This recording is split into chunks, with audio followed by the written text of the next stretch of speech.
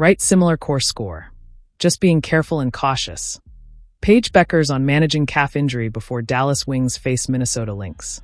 Paige Bueckers was upgraded from probable to available and is cleared to play Monday night against the Minnesota Lynx. But the Dallas Wings rookie guard acknowledged that her left calf needs to be managed carefully. "It's something that I felt after the Atlanta game," Bueckers told DallasHoopsJournal.com. "So just being cautious, making sure my body's ready to go. Calves are not something you want to play with, so just being careful and cautious." The Wings, 9-31, enter the game severely shorthanded. Isaiah James remains sidelined with a right ankle injury suffered last week against Connecticut, where she had 22 points and 6 assists before going down in the fourth quarter. Eric Ogunbowl, right knee tendinitis. Tyasha Harris, left knee. Louisa Geiselsoder, right shoulder. Haley Jones, right knee. JJ Quinterly, left knee. And Liuru, left knee, are also out. Dallas will dress only 8 players, including hardship signees Amy Okonkwo, Kristen Williams, and Serena Sundel, for the 6th time this season, the league's minimum roster size. Monday marks the 31st game the Wings have played with 10 or fewer players available. They have now lost 121 total player games to injury or overseas commitments. The Lynx, led by Collier, have clinched the league's number 1 seed and home court advantage throughout the playoffs. Dallas, meanwhile, looks to snap a 7-game skid while navigating one of the most injury-depleted rotations in the WNBA. Bueckers, averaging 18.9 points, 5.4 assists, and 3.8 rebounds this season, previewed the challenge of facing Minnesota for the first time since early in the season, when Dallas saw the Lynx 3 times in its first 9 games. In those meetings, Napheesa Collier dominated by scoring 34 points once and 28 twice, as Minnesota built a 3-0 lead in the season series. "They're really disciplined on offense and defense, so making sure we're disciplined as well," Bueckers said to DallasHoopsJournal.com. "Obviously, Napheesa is an MVP candidate, so we have to show attention to her, but they've got pieces all around the floor. So, scrambling, contesting, making things difficult, making catches difficult, trying to get them out of rhythm. And then offensively, just change sides of the floor, get out in transition, and be really good." Paige Bueckers scored 17 points for the last-place Wings, 9-33.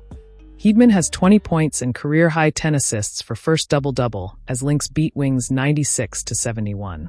Napheesa Collier scored 25 points, Natisha Heedman added 20 points and a career-high 10 assists for her first double-double, and the Minnesota Lynx beat the Dallas Wings 96-71 on Monday night. Courtney Williams added 15 points and 9 assists for the Lynx, 32-8, who already wrapped up the number 1 overall seed for the playoffs. Bridget Carlton had 12 points.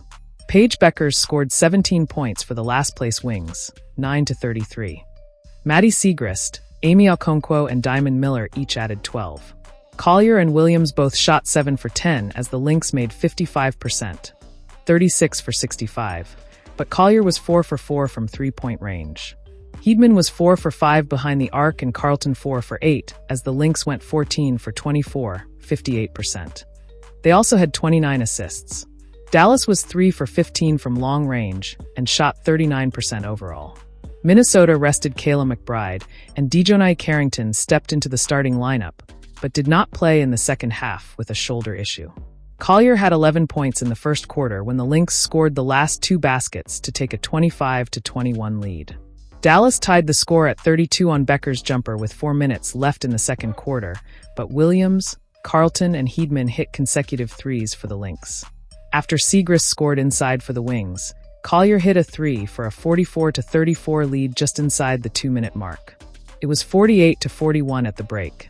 Heedman had 10 points in the third quarter with her late 3 making it 71-59 entering the fourth.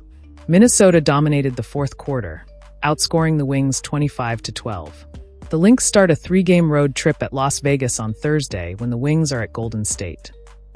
Paige, it was close going into half, but Minnesota was able to create separation in the second half. What did you like to start the game, and then what can maybe be improved from that second half?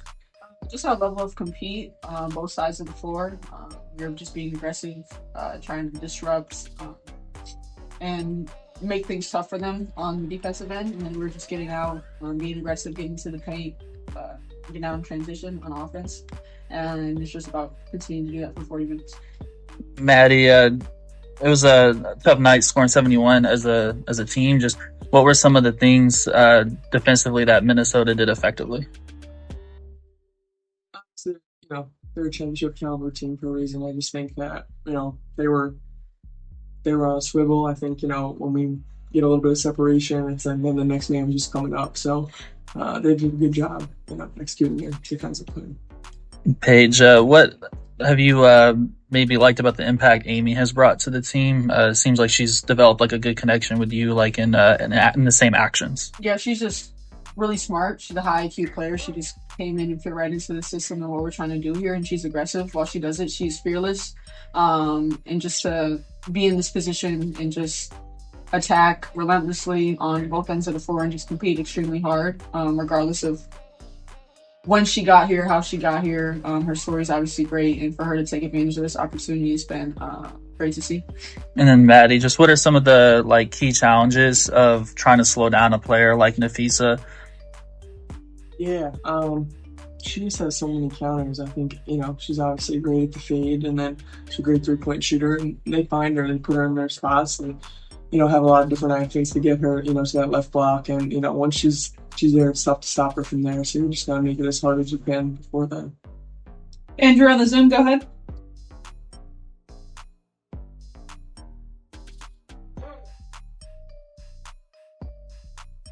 Hey Andrew, we can't hear you. Can you speak up a little bit? The volume now? Yeah, it's all the way up. A little bit barely.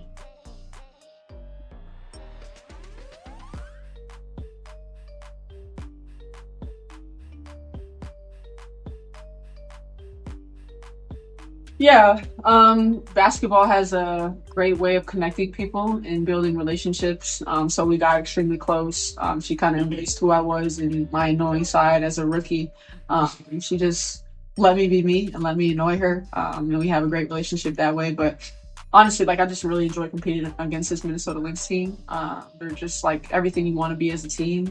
And just to compete against them. I know I met a lot of them at All-Star. It's fun. So yeah, through all of them.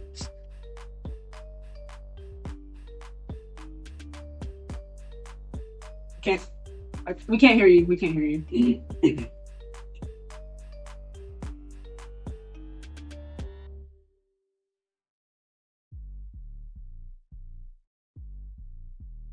Who's that for? The teacher helmet. Yeah. Well, I didn't really guard her a ton, but just in different actions, just when you're guarding the post and she's in the screens, when she gets hot 4 for 5 from 3, that's like she was playing tonight like she used to play at Marquette. I played against her for 1 year. She was a senior and I was a freshman, and she just when she gets that much confidence and plays like that, it's tough to stop her. Getting downhill, and then it's tough to you gotta make sure you close out as well. She's such a great shooter. You got a Rob on the Zoom?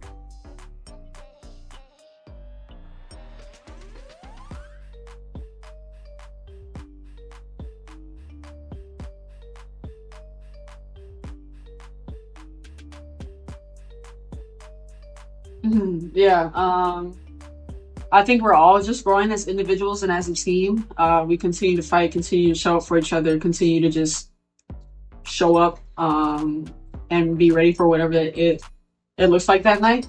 So the way that we've bonded and the way that all this adversity has really brought us closer together and helped us kind of just continue to play with a chip on our shoulder.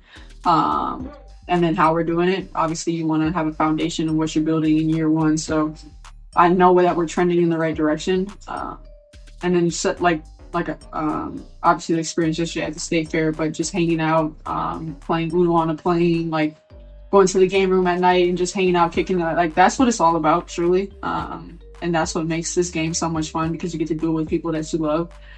So I know the best teams are the teams that have the best camaraderie, chemistry, and truly love each other, because you just go to war for each other. So that's definitely something that we can build on, and that will go a long way in the future. Last one to Jordan.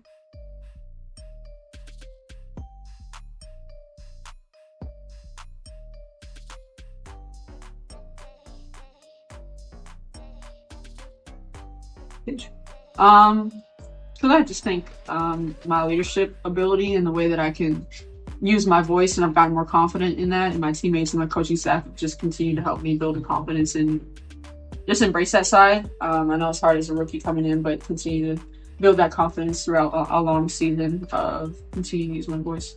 Yeah. I think for me, just trying to communicate, talk a little bit more on both sides of the ball, and then definitely handling it, just getting more comfortable. We obviously put in, all the reps and the work in the off season, but just throughout the season, just feel like I've just been able to be more confident, like bring the ball up or, into different actions and stuff like that. Thank you. At the end of the night, the scoreboard showed Minnesota's dominance, but the message from Paige Bueckers, Maddie Segrist, and coach Chris Cocklanes was clear.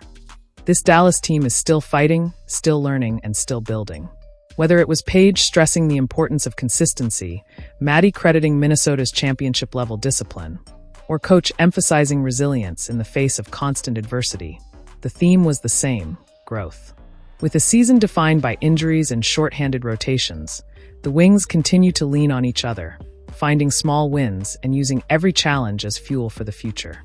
And while the Lynx showed why they're the league's top seed, Dallas left the floor with lessons, chemistry, and belief that their foundation is being laid brick by brick.